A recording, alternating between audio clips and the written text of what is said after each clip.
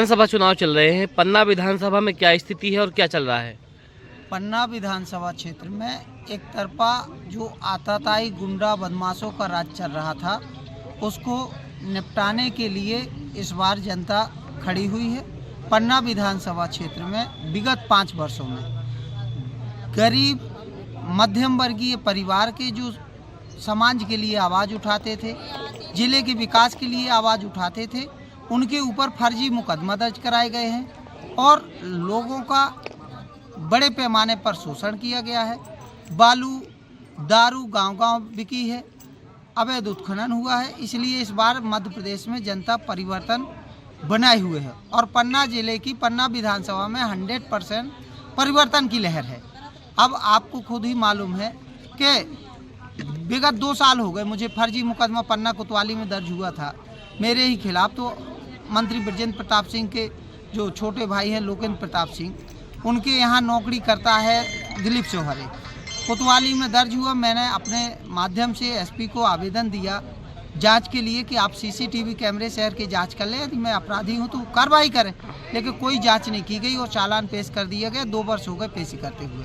इसी प्रकार से नरदहा गांव में एक खटीक समाज का लड़का था जिसके ऊपर मारपीट दबंग लोगों ने की, लेकिन उस गरीब परिवार के लड़के पर एफआईआर जो आरोपियों पर होनी चाहिए वो दर्ज नहीं है। उल्टा उसी पीड़ित युवक के ऊपर एफआईआर फर्जी मुकदमा दर्ज हुआ, जिसके बाद उसने आत्महत्या कर ली। ऐसे कितने लोग हैं जिन्होंने जान दे दी है, ये आप लोग खुद जान सकते हैं। तो पन्ना विधानसभा में निश्चित रूप से जो अच्छा नागरिक है, जो सामाजिक नागरिक है, जो व्यापारिक नागरिक है, वो सभी लोग बदलाव चाहते हैं और निश्चित रूप से पन्ना विधानसभा में बड़ा परिवर्तन होगा।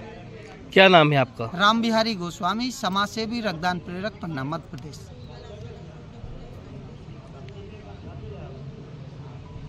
विधानसभा जयराम यादव जी, आप किसान नेता और आदिवासियों के नेता माने जाते हैं। क्या स्थिति है पन्ना में वर्तमान में? पन्ना विधानसभा में वर्तमान में आदिवासी समाज और किसान इस सरकार से दुखी थे, भारतीय जनता पार्टी से दुखी थे, क्योंकि किसानों को सही समय पे ना कभी खाद मिली, ना सही समय में उन्हें कोई जो उनका अनाज का मूल्य है वो नहीं मिला। और आपने भी अपने माध्यम से किया है कि आदिवासियों पर मध्य प्रदेश में और पन्ना में भी मान लो इतने जुल्म हुए। गुनौर में एक निवस्त करके आदिवासी को पीटा गया, कोई न्याय नहीं मिला। और ये सरकार गरीबों, किसानों, मजदूरों के खिलाफ है। इसलिए पूरी पन्ना विधानसभा और समस्त पन्ना जिला की विधानसभाओं में आज एक तरफा कांग्रेस आगे है और कांग्रेस बहुत बड़े मार्जिन से इस बार जीतने का काम करेगी। भाजपा से ऐसे कौन से काम रह गए हैं जो कांग्रेस करेगी, या फिर कांग्रेस के शासनकाल में पहले कौन कौन से काम हुए जो बीच में बंद कर दिए गए, अब होने चाहिए? देखिए, अगर सही कहा जाए तो इस देश को कांग्रेस ने बनाया। संविधान सबसे बड़ी तो संविधान कांग्रेस ने दिया और भारतीय जनता पार्टी ये संविधान को मानने वाली नहीं है, वो नकारती है। बीच बीच में उनके नेता संविधान को बदलने की बात करते हैं।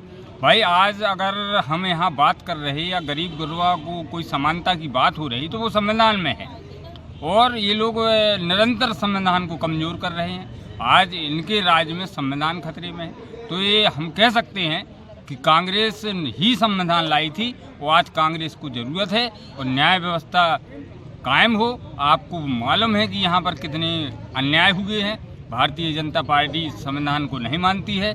पुलिस हो गई, चौकियाँ हो गई, टीआई हो गए, गुंडे मवालियों के हाथ में है, वो चला रहे हैं, तो स्वाभाविक है कि अन्याय होगा और अन्याय हो रहा है।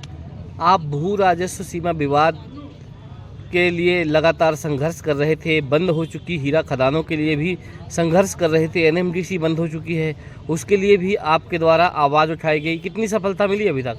देखिए, ये सरकार अन्यायबाजी है और गरीबों को ये और गरीब करने की योजनाएं हैं।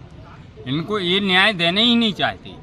भाई अगर ये न्याय देना चाहते तो निरंतर इनके पास शिवराज सिंह चौहान को हम लोगों ने मान लो कई सालों से पूरी जानकारी है कि पन्ना में क्या स्थिति है। भाई अगर ये देना चाहते तो उसको निपटा देते।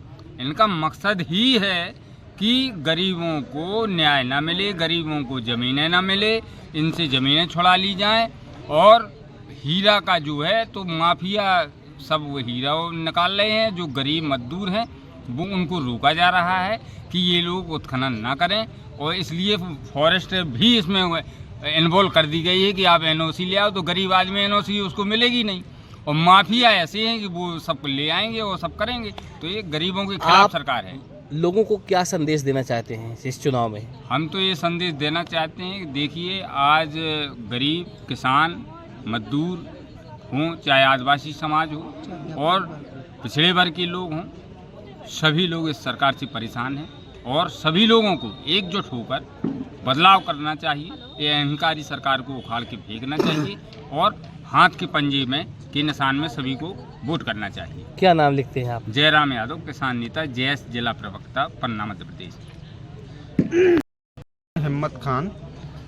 मैं सोशल मीडिया पे और सब जगह लिख रहा हूँ रोजगार और जो पलायन, इन सब के मुद्दों के बारे में। तो पन्ना की जनता का अब रुझान मिलना चालू हो गया है। जब मैं कुछ लिखता हूँ तो सैकड़ों की संख्या में लोग परिवर्तन और कुछ ऐसे कांग्रेस की तरफ मुंह आने लगा है और कांग्रेस के प्रति समर्पित होने लगे हैं। कांग्रेस की जो पन्ना में कांग्रेस का वोटर है वो बढ़ने लगा है। लोग मुद्दों पे बात कर रहे हैं, बेरोजगारी पे बात कर रहे हैं, महंगाई पे बात कर रहे हैं। जो पन्ना की मूल समस्याएं हैं इन पर पन्ना के लोगों ने अब बात करना चालू कर दिया है। उनका ये बात करना ही इस बार का प्रमाण है कि परिवर्तन होना है। भाजपा और कांग्रेस में क्या अंतर मानते हैं आप? भाजपा और कांग्रेस में हम ये अंतर मानते हैं कि भाजपा कट्टरवादी विचारधारा में काम कर रही है, जबकि कांग्रेस सबका साथ सबका विकास कांग्रेस का मकसद है। क्या नाम है आपका? हिम्मत खान, पन्ना।